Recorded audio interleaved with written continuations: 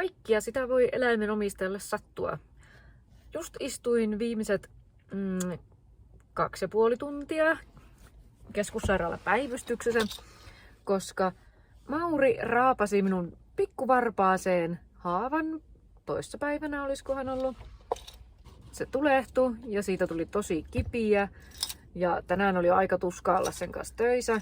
Niin kävin sitten tosiaan tuolla päivystyksessä ja sain jäykkäkouristusrokotuksen, koska sekään ei ollut enää varsinaisesti virallisesti voimassa.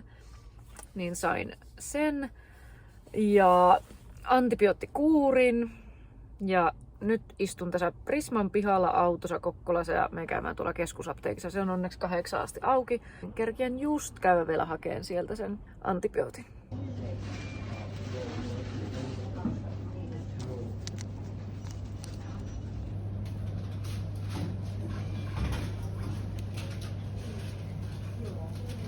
No niin, kotona taas yhtä antibioottikuuria vahvempana. Puremahaava kissa. Aika päheitä. Vaikka eihän Mauri mua oikeasti edes purru, vaan se ei vaan voinut vastustaa mun varpaita, kun se näki ne sängyn reunan alta heiluvan. Niin se vaan niinku läppäs mua. Ihan ymmärrettävää. En voi olla vielä. Vihdoin se päivä on koittanut! Siis mun pyörä on tullut ja nyt mä oon lähdössä ensimmäistä kertaa varsinaiselle ajolle. Kävinhän mä sitä silloin koeajamassa tietenkin siellä liikkeessä, mutta eihän sitä lasketa. Nyt mä lähden ekaa kertaa kotua pyöräileen. Yes. Saakeli, että se minun varvas on vielä kipiä, mutta on tämmöset paljasjalkakengät. Tämmöset. Niin näihin sen sai tungettua. Avas vaan ensin naruja niin isolle, että tän lepareen sai kunnolla auki. Niin paljasjalkakenkä on tästä kohdalta niin leviä, että siellä se on piilossa ja suojassa. Eikä tunnu yhtään pahalta. Eli se on joko läbärit tai nää.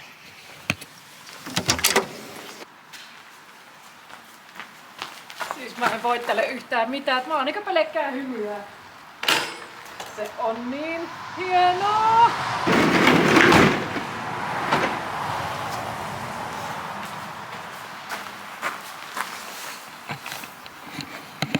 Siis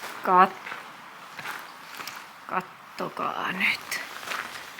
Kuinka... Okei, pitää ajattaa johonkin vielä hienompaan niinku ympäristöön. Mutta onhan tää ihan pirun hieno.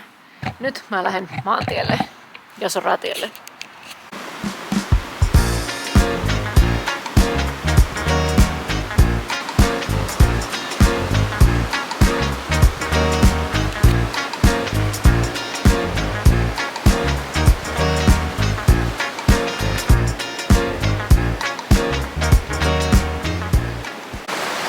Ainakin näin hyvin nopealla ensitestillä aivan mieletön. Siis niin... Yes! Mä oon niin onnellinen. Kyllä mä ootin ja kyllä kannatti oottaa. Okei, mä ootin viikon ja 1 päivän. Mutta vaikka vettä sataa, niin ei vituta. Siis huippua. Nyt kotiin laittaa pojille ruokaa ja huomenna sitten lisää pyöräilyä. Nyt on kyllä niin onnellinen siitä, että meillä on lämmin talli. Niin ei tarvi aina olla tuota akkua irrottamassa. Vaan tänne saa tuoda pyörän lämpimään. Ai että. Tää on niin mahtava. Vähän harmi, kun sattuu heti tämmönen sajekkeli, mutta pääspään tosi testiin. Hei hei pyörä. Nähdään taas pian. Nyt toivotaan vaan, että tulisi äkkiä kunnolla niinku lämmin ja kesäkelit, koska siis nämäkin vaatteet, mitä mulla nyt oli päällä. Okei, tää takki, siis tää näyttää ihan hirveän märältä, mutta tämä pitää yllättävän hyvin vettä. Mutta esimerkiksi nämä housut, niin nämähän ei oo veden kestävät sitten millään muotoa. Eli nämä on ihan läpimärät nyt jo. Joko mä joudun investoida ehkä jotain veen ja tuulen kestävämpää. Tai sitten vaan toivotaan, että tulisi äkkiä kesä ja kuivaa. Ai perkele!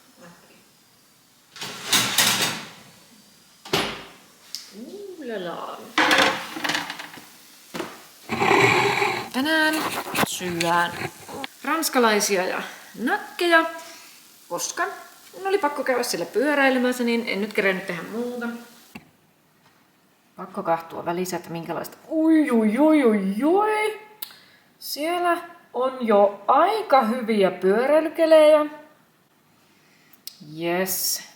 Ja sitten kun pojat jää kesälomalle, niin tarkoitus olisi kulkea koko kesän pyörällä. Tuo on jo aika jees. Vihdoin.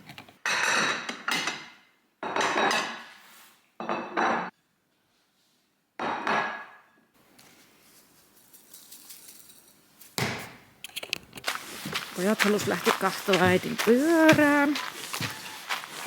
Mennään stalliin tsiigaan. Kumpi on isompi? No sen verran äiti on... Tämä on isompi. Tuntuu, että tuolta pannaan tuo sähköavustin käyntiin, tuossa on lamppu. Mutta missä tässä on niköslampua? Koska tuohon ainakin näyttää vähän niitä, että voisi. Mistä laitetaan käyntiin?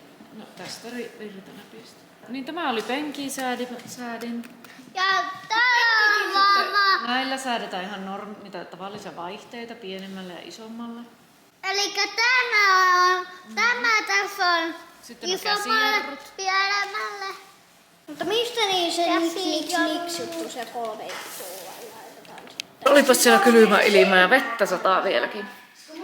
Nyt Topi rupesi käyttämään Topin puolituntisen peliajan ja mä laitan takkaan tuleen, koska täällä on niin kylmä. Tai en minä tiedä, onko täällä niin kylmä vai onko tuo minun jalka niin tulehtunut, että minua sen takia palelee koko ajan, mutta on kylmä. Siis tuli takkaan. Ja sitten niin ja kello. Tuli. Mikä ne sanoo? Tuolla.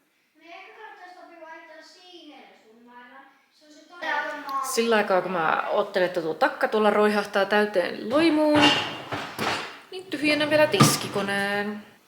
Koska minä tykkään aina, että ennen kuin minä itse nukkuun, niin pitää olla kaikki nämä, en pidä, mutta haluaisin, että kaikki tiskitasot ja kaikki tiskit altaat ja tämmöiset olisi aina tyhjennetty.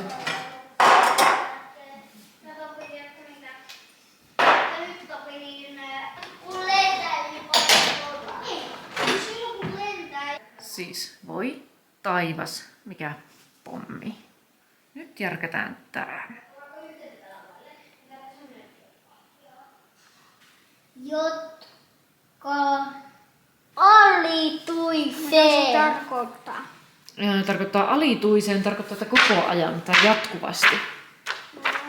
Hän jo ja puppu. Hyvä Topi.